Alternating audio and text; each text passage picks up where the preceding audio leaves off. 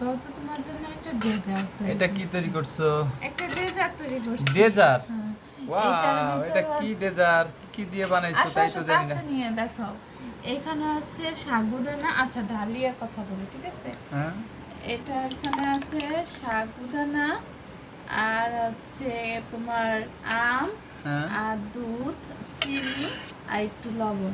এখানে কিন্তু হালকা করে কিউব করে এই যে কাটছি আম, ঠিক আছে? তাই না? এর ভিতরে ছোট ছোট এই যে আম কাটছি, আবার আমটাকে জুস করে দিচ্ছি, তারপরে তার ভিতরে দুধ দিচ্ছি আর হালকা চিনি দিচ্ছি। চিনিটা বেশি লাগে না, কারণ যেহেতু এখানে আমের ফেলে এসে খুব সুন্দর একটা ইয়ে আছে, হ্যাঁ।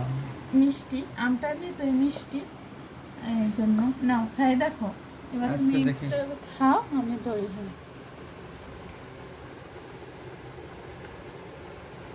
আগে খাইয়ে স্বাদটাকে দেখো। অনেক স্বাদ হয়েছে তো।